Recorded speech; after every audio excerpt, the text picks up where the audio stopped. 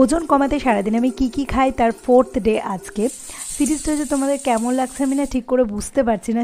সিরিজটা কি তোমাদের বোরিং লাগছে? তোমরা কিন্তু আমাকে অবশ্যই কমেন্টে লিখে জানিও, কারণ আলটিমেটলি আমি তোমাদের জন্যই ভিডিও বানাই, তাই তোমাদের ভালো লাগা মন্দ লাগাটাও আমার কিন্তু অবশ্যই জানা উচিত। তো সকালবেলা ঘুম থেকে উঠে অ্যাজ ইউজুয়াল আমি বড় কাপের 1 কাপ ঈষদুষ্ণ গরম জল খেয়ে নিয়েছি। এরপরে আমি চলে এসেছি ওয়ার্কআউট করতে। আজকে আমি মেনলি করব ভুঁড়ি কমানোর কয়েকটা exercise.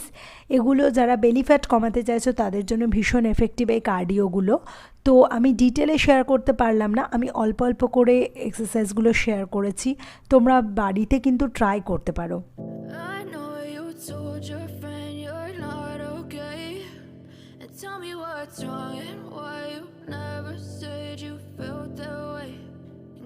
Trying to stay strong and fake a smile until I look away, but I've known you too long. ওয়ার্কআউটের পরে আমি নেব চিয়া সিড লেমন ওয়াটার।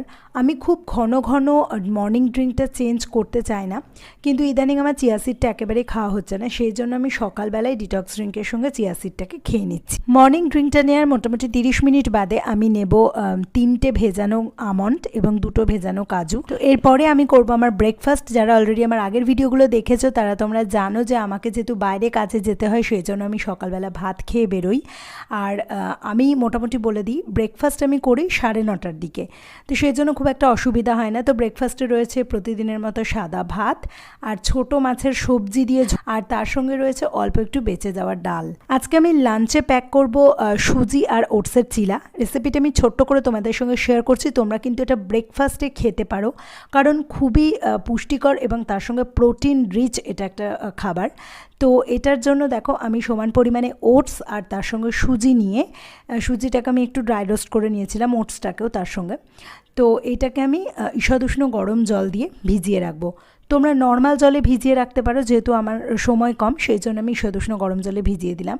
তো এটা খুব ভালো করে ভিজে যাওয়ার পরে জলটা টেনে নিয়েছিল, সেই জন্য আমি এতে একটু জল অ্যাড করেছি আর 2 চামচ মতো টক দই অ্যাড করেছি। এরপরে এই ব্যাটারটার মধ্যে আমি অ্যাড করে দেবো গ্রেট করে রাখা গাজর, পরিমাণ মতো পেঁয়াজ কুচি, কাঁচা লঙ্কা কুচি, স্বাদ মতো নুন। ব্যাটারটাকে খুব ভালো করে মিক্স করে এটাকে আমাকে ভেজে নিতে হবে। আমি তাওয়ার মধ্যে সর্ষের তেল অ্যাড করেছি, তাওয়ারটাকে খুব ভালো করে গ্রিস করে ভালো করে গরম করে তবে কিন্তু এই ব্যাটারটাকে ছাড়তে হবে, না হলে এটা বেশিরভাগ ক্ষেত্রে তাওয়ার সঙ্গে লেগে যায়। বিশেষ করে আমি যখন ননস্টিক ব্যবহার করিনি, আমি লোহার তাওয়া ইউজ করছি, সেই জন্য কিন্তু লেগে যাওয়ার চান্স আরও বেশি।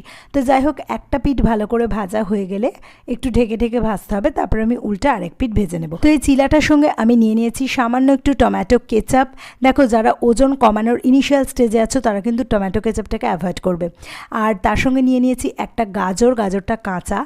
আর মিড মর্নিং স্ন্যাক হিসেবে আমার রয়েছে একটা পাকা কলা, তার সঙ্গে একটা খেজুর আর অ্যাজ ইউজুয়াল দইয়ের ঘোল প্রতিদিনের মতো।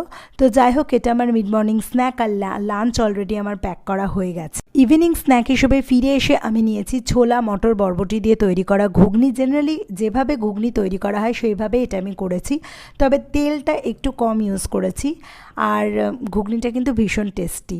তো যাই হোক, এই ইভিনিং স্ন্যাকটা নেওয়ার মোটামুটি 1 থেকে 1.5 ঘন্টা বাদে প্রতিদিনের মতো 1 কাপ গ্রিন টি। লাস্ট মিল ডিনার কমপ্লিট করেছি আমি রাত্রি 9টার মধ্যে। দেখো ডিনারে আমি নিয়েছি ব্রাউন ব্রেডের স্যান্ডউইচ। জাস্ট আমি একটা গোটা ডিম সেদ্ধ করে নিয়েছি আর ছোট সাইজেরই একটা আলুর অর্ধেকটাকে সেদ্ধ করে নিয়েছি। এই দুটোকে ভালো করে স্ম্যাশ করে নিয়ে এর মধ্যে আমি অ্যাড করেছি সামান্য একটু নুন আর অল্প একটু পাওভাজি মশালা দিয়ে এটার স্যান্ডউইচ বানিয়ে নিয়েছি। আর ব্রাউন ব্রেড দুটোকে আমি জাস্ট শুকনো তাওয়ায় সেঁকে নিয়েছিলাম, এতে আমি সস বাটার কিছুই অ্যাড করিনি। আর এর মধ্যে একটু পেঁয়াজ লঙ্কা কুচি অ্যাড করলে আরও টেস্টি হয় খেতে, কিন্তু আমার এতটা টায়ার্ড লাগছে যে আমার আজকে ইচ্ছেই করছে না। তো যাই হোক, এই ছিল আমার আজকের whatieatinaday। তো দেখা হবে পরের ভিডিওতে। ভিডিওটা ভালো লাগলে লাইক করতে ভুলো না এবং কমেন্ট করতে অবশ্যই ভুলো না। আর যারা চ্যানেলটাকে এখনও সাবস্ক্রাইব করোনি কিন্তু চ্যানেলটাকে হেল্পফুল বলে মনে করছো, তারা অবশ্যই চ্যানেলটাকে সাবস্ক্রাইব করে নিও।